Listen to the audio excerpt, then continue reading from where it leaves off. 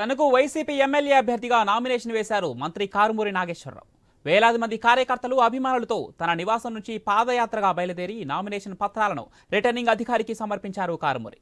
ఎన్ని జెండాలు కలిసి వచ్చినా వైసీపీ డబుల్ సెంచరీ ఖాయమని ధీమా వ్యక్తం చేస్తున్న మంత్రి కారుమూరితో మా ప్రతినిధి భార్గవ్ ఫేస్ టు ఫేస్.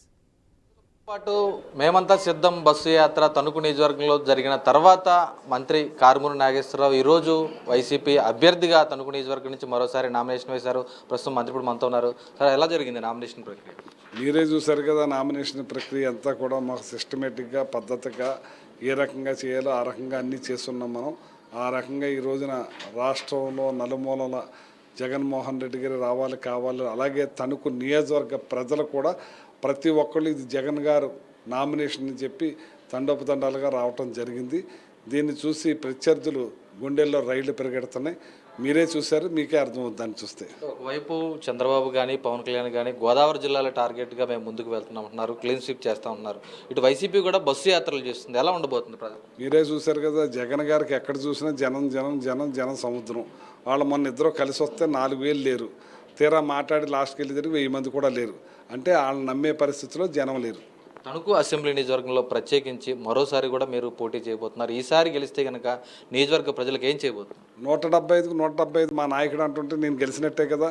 ప్రజలు ఏదైనా చేస్తారు, ఏదైనా చేసేది ఈ పార్టీయే జగన్మోహన్ రెడ్డి గారిని ప్రజలు నమ్ముతున్నారు. కాబట్టి గతంలో వాళ్ళు 680 కోట్లు చేస్తే నియోజకవర్గానికి నేను 3,300 కోట్లు చేశాను. అదే నిదర్శనం. ఇంకా పెద్ద ఎత్తున చేస్తామని చెప్పి ప్రజలకు తెలుసు.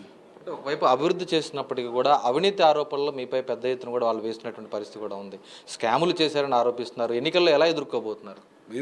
నా ప్రజలకు తెలుసు కదా, నా ప్రజలకు తెలుసు ఏం చేశారు వీళ్ళు. ఇప్పుడు నాకు 150 ఎకరాలు తణుకులో ఉందన్నారు. ఇప్పుడు 150 ఎకరాలు నేను అప్డేట్లో చూపించాలి కదా. మరి అప్పుడు ఆ రాధాకృష్ణే 150 ఎకరాలు నాకు ఉందని ఆ తెలుగుదేశం ఏది చైతన్య రథం అనే పత్రికలో రాశారు. మరి 150 ఎకరాలకు చూపించమనండి. అత్తుల్లో 30 ఎకరాలు ఉందన్నారు. 2 స్టీల్ ఫ్యాక్టరీలు ఉన్నాయన్నారు. ఇవన్నీ కూడా చూపిస్తే నేను అప్డేట్లో కూడా వేసుకుంటాను. అంటే ఈరోజు ప్రధానంగా వైసీపీ అధినేత జగన్కి కానీ రాష్ట్రంలో కానీ 175 స్థానాలు మీరు అంటున్నారు. మరి రాబోయే రోజుల్లో మేనిఫెస్టోను కూడా ఉండబోతుంది అనుకుంటున్నారు. ఎలా ఉండవచ్చు మేనిఫెస్టో? జనరంజకంగా చక్కగా పద్ధతిగా చేసేదే చెప్తాడు, కానీ చెయ్యింది చెప్పే మనిషి కాదు జగన్మోహన్ రెడ్డి గారు. చంద్రబాబు నాయుడు పచ్చి అబద్ధాలు చెప్తాడు కానీ చేసేది ఉండదు. అది చూస్తుంటే ఈరోజు నామినేషన్ ప్రక్రియ అటు పెద్ద ఎత్తున కూడా ఈరోజు విజయవంతంగా జరిగింది. ఖచ్చితంగా రాబోయేది తమ ప్రభుత్వమే మరోసారి ఇంకా తణుకు నియోజకవర్గంలో ఏమైనా అభివృద్ధి కార్యక్రమాలు ఉంటే వాటిని కూడా తాము పూర్తి చేస్తాం రాబోయే రోజుల్లో అంటూ కూడా మంత్రి కారుమూరి నాగేశ్వరరావు స్పష్టం చేసిన పరిస్థితి కనిపిస్తుంది. కెమెరా పర్సన్ మధుతో భార్గవ్, ఐ న్యూస్, తణుకు నుంచి.